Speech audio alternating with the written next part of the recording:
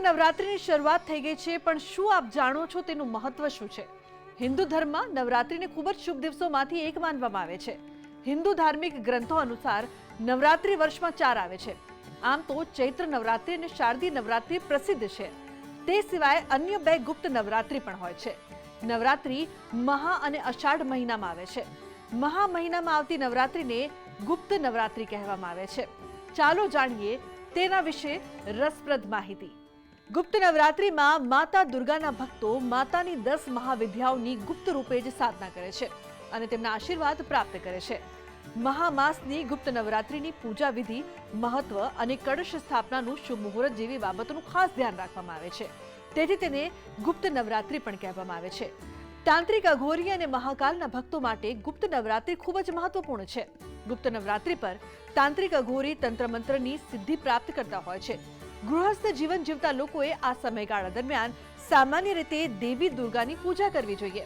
એવું માનવામાં આવે છે કે ગુપ્ત નવરાત્રિ દરમિયાન દેવી દુર્ગાની પૂજા કરવાથી વ્યક્તિના જીવનના સંકટ દૂર થાય છે. ગુપ્ત નવરાત્રિનો અવસર ખાસ કરીને આદ્યશક્તિ અંબિકાને પ્રસન્ન કરવાનો અવસર છે. નવરાત્રિ ગુપ્ત નવરાત્રિમાં ખાસ કરીને તમે જે પણ મંત્રો જાપ કરો છો એને ગુપ્ત રાખવા જોઈએ. તંત્ર વિદ્યાના ઉપાસકો, તાંત્રિકો માતાજીની આરાધના કરતા હોય છે. અઘોરીઓ 10 મહાવિદ્યાની આરાધના કરતા હોય છે. આપણે માતાજીને પ્રસન્ન કરવા હેતુ રક્ત કલરનું, લાલ કલરનું પુષ્પ અર્પણ કરવું જોઈએ. 16 શણગાર અને માતાજીને સાડી ઇત્યાદિ અર્પણ કરવા જોઈએ. ખાસ કરીને 9 બેટી એટલે કહેવાય કે 9 દીકરીઓને આપણા ઘરે ભોજન કરવા માટે આમંત્રિત કરવું જોઈએ અને કપૂર અને લવિંગ દ્વારા માતાજીની આરાધના કરવી જોઈએ. ખાસ કરીને કુળદેવી માતાજીના મંત્રો જાપ કરી શકાય.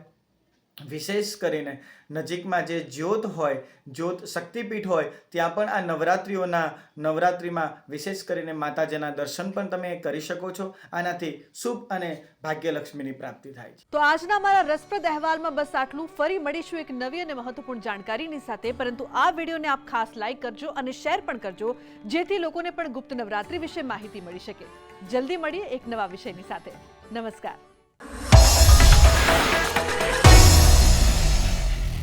ગુપ્ત નવરાત્રિની શરૂઆત થઈ ગઈ છે, પણ શું આપ જાણો છો તેનું મહત્વ શું છે? હિન્દુ ધર્મમાં નવરાત્રિને ખૂબ જ શુભ દિવસોમાંથી એક માનવામાં આવે છે. હિન્દુ ધાર્મિક ગ્રંથો અનુસાર નવરાત્રિ વર્ષમાં 4 આવે છે. આમ તો ચૈત્ર નવરાત્રિ અને શારદીય નવરાત્રિ પ્રસિદ્ધ છે. તે સિવાય અન્ય 2 ગુપ્ત નવરાત્રિ પણ હોય છે. નવરાત્રિ મહા અને અષાઢ મહિનામાં આવે છે. મહા મહિનામાં આવતી નવરાત્રિને ગુપ્ત નવરાત્રિ કહેવામાં આવે છે. ચાલો જાણીએ તેના વિશે રસપ્રદ માહિતી. ગુપ્ત નવરાત્રિમાં માતા દુર્ગાના ભક્તો માતાની 10 મહાવિદ્યાઓની ગુપ્ત રૂપે જ સાધના કરે છે અને તેમના આશીર્વાદ પ્રાપ્ત કરે છે.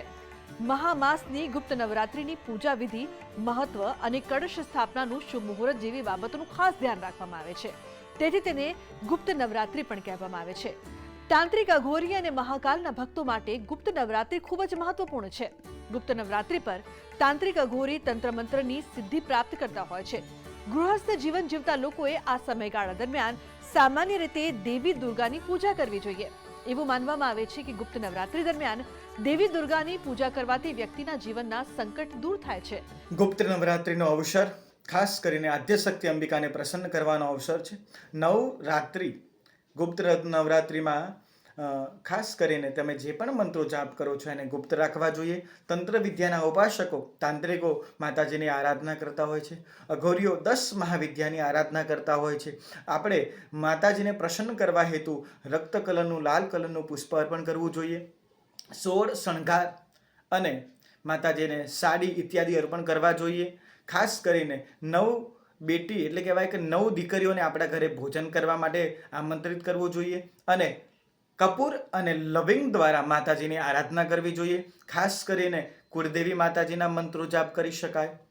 વિશેષ કરીને નજીકમાં જે જ્યોત હોય, જ્યોત શક્તિપીઠ હોય, ત્યાં પણ નવરાત્રિમાં વિશેષ કરીને માતાજીના દર્શન પણ તમે કરી શકો છો. આનાથી શુભ અને ભાગ્યલક્ષ્મીની પ્રાપ્તિ થાય છે. તો આજના અમારા રસપ્રદ અહેવાલમાં બસ આટલું. ફરી મળીશું એક નવી અને મહત્વપૂર્ણ જાણકારીની સાથે. પરંતુ આ વિડીયોને આપ ખાસ લાઈક કરજો અને શેર પણ કરજો, જેથી લોકોને પણ ગુપ્ત નવરાત્રિ વિશે માહિતી મળી શકે. જલ્દી મળીએ એક નવા વિષયની સાથે. નમસ્કાર.